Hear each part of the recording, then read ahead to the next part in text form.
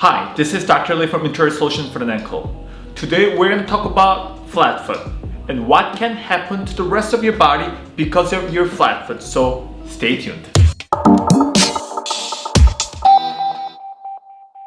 Alright, so before we go any further, please subscribe to our channel and then like this video. We bring useful content for your foot and ankle health on a weekly basis, so you'll be able to follow us and learn more about your foot and ankle health. So thank you. So as a podiatrist and also as a chiropractor, number one thing that I get to treat the most is foot pain. A lot of these patients who come to see us for their foot pain problems, most of those people actually have some kind of foot deformity. And the most common foot deformity that we encounter on a daily basis is actually flat foot. Interestingly, a lot of these flat foot patients have more than just flat foot pain. They tell us that they have a pain in other areas of their body. And that actually is very significant because, as you know, you have your foot attached to the rest of your body. So whatever happens to on your foot can impact the rest of the body. Conversely, whatever is happening to the rest of the body can definitely impact your foot too. So today we're going to discuss exactly what could happen to your body when you have a flat foot for such a long time. So before we go any further, let's just talk about what flat foot is. So every single one of us have some kind of arches in the middle. This arch in the middle is actually very important because this arch right here is going to allow you to absorb shock that comes from the ground. So when you are walking on a hard surface like concrete floors, it actually helps you to absorb the shock here in this arch, so you'll be able to kind of endure any kind of damage that could be coming from the ground up. So if you don't have arch in the middle here, you are not going to be able to absorb the shock coming from the ground. So you will be damaging your foot every time you take a walk. So that's a problem with a flat foot. And this is the reason why a lot of people with flat foot or people who have less than ideal arches have pain in their foot, especially when they're walking for a long time.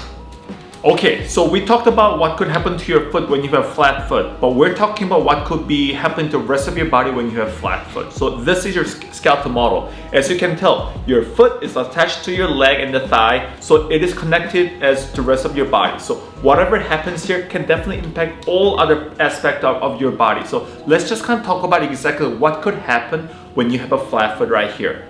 Number one thing that I see the most with somebody with flat foot is that they have spasms, muscular spasms in the side of their leg. There are two muscles in the side of your leg. It's called peroneal longus and peroneal brevis. This is a muscle that actually assists your ankles to be up and down here like this. When you have less than ideal arches on your foot, you start to have stiffness along the side of your leg. So when you're walking, especially with flat foot, a lot of times the people complain about their side of their foot, leg being more stiff than the others. So that's actually something that's very, very common with somebody who has been suffering from collapsing arches or people who doesn't have any arches on their foot.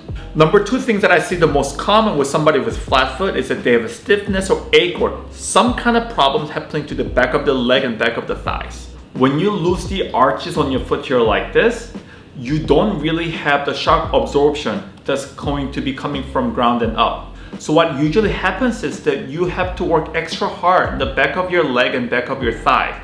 So in transition, what that means to you is when you are suffering from a collapsing arches or no arch at all, you are going to be working the back of the leg and back of the calf muscles a lot. So if you know anybody who has been suffering from any kind of flat foot pain, you'll also notice they'll have a lot of stiffness in their calf areas or the hamstring areas. That's like something very, very common. Conversely, what that actually means is when I get to stretch my patients who are suffering from flat foot pain or flat foot problems, just by stretching the back of their leg and back of their thigh can actually improve their flat foot pain. Didn't touch their foot at all. Just stretching their legs and thigh in the back can definitely improve their flat foot pain or concerns. And then the third most common thing that I actually see a lot with somebody with flat foot is that they have some kind of a knee problems or low back problems. So as you can tell, your foot moves in this direction, Same thing with your knee, in this direction or in this direction. Same thing with your low back, in this direction. So what that means is your foot, your knees, and your low back have a very similar plane of movement. So they all move majorly on this way. What that means to me is when you have less than ideal movements on your foot because you have lost the arches of your foot, you have to work extra hard on your knees and your low back.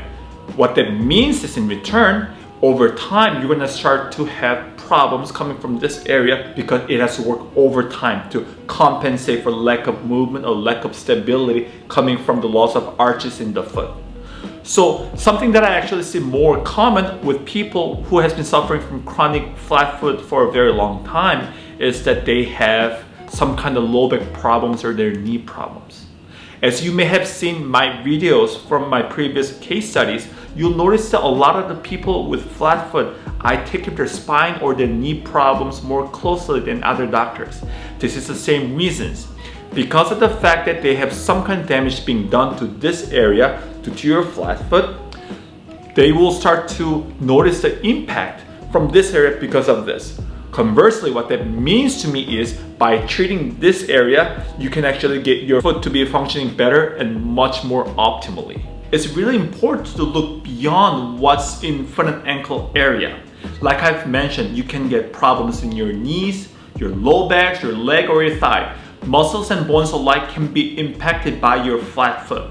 So if you are having difficulties in this area and you've been getting treatments on your foot and ankle only, chances are you may have to look elsewhere to be able to find the root cause of your problem.